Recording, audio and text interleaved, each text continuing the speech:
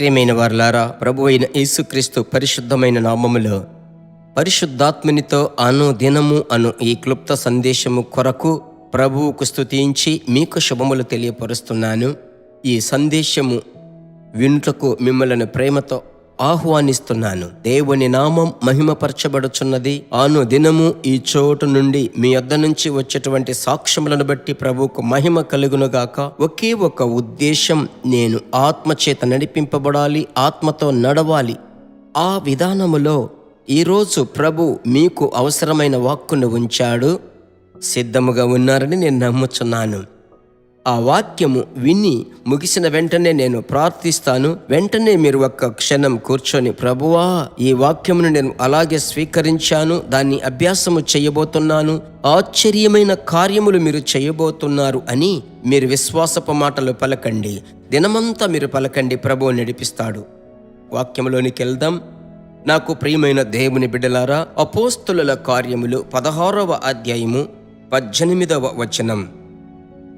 ఆమె ఇలాగు అనేక దినములు చేయుచుండెను గనుక పౌలు వ్యాకులపడి దానివైపు తిరిగి, నీవు ఈమెను వదిలి పొమ్మని యేసుక్రీస్తు నామమున ఆజ్ఞాపించుచున్నానని ఆ దయ్యముతో చెప్పెను. వెంటనే అది ఆమెను వదిలిపోయెను. ఈ మాటలో, ఈ వాక్యములో ఒక అద్భుతమును చూస్తున్నాము. వాక్యం సెలవిస్తుంది, నీవు ఈమెను వదిలి పొమ్మని యేసు నామమున ఆజ్ఞాపించుచున్నానని, నీకు ఆజ్ఞాపించుచున్నాను అని ఆ దయ్యముతో అంటున్నాడు. అది ఒక సోది ఆత్మ అని దేవుని వాక్యము సెలవిస్తుంది.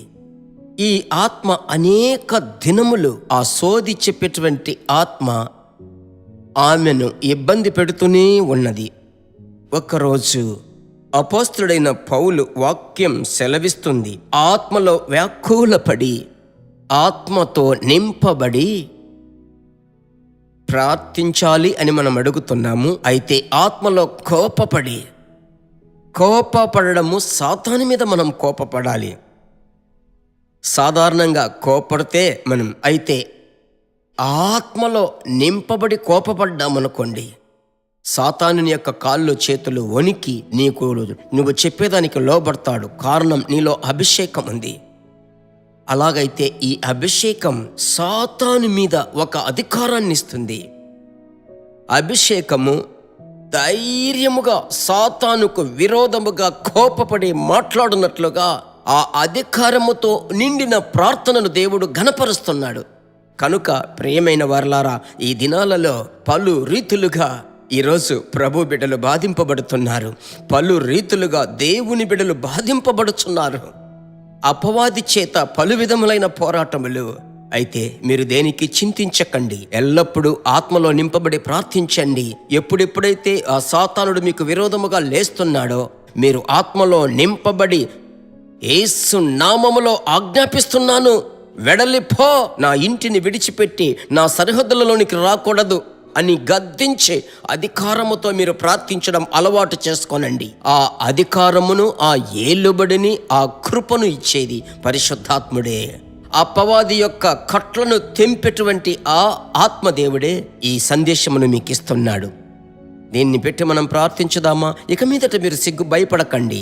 నాలో ఒక ఏలుబడి, నాలో ఒక అధికారాన్ని ప్రభువు ఇచ్చాడు అన్న ఆ సంకల్పముతో నాతో కలిసి ప్రార్థించండి.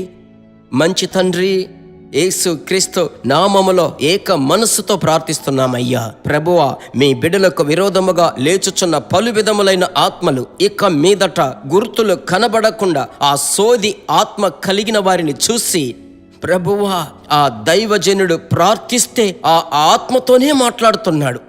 అందువలన కుటుంబాలలో ఎవరి ద్వారానైనా సమస్య రావచ్చు.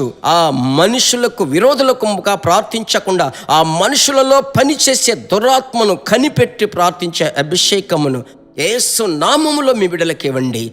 ఇది మొదలుకొని ప్రార్థన జీవితంలో ఒక గొప్ప పెన్ను మార్పు కలుగుతున్నందుకు స్తోత్రం. ఎవరెవరైతే కలిసి నాతో ప్రార్థిస్తున్నారో వారిలో ఒక మలుపు కలుగబోతున్నందుకు స్తోత్రం. మీ నామం మహిమపరచబడాలి. యేసు నామములో ప్రార్థిస్తున్నాను తండ్రి, ఆమెన్. Praise God. ప్రభువుకు స్తోత్రం.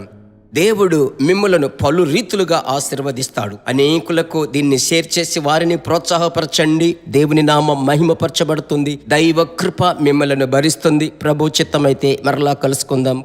God bless you.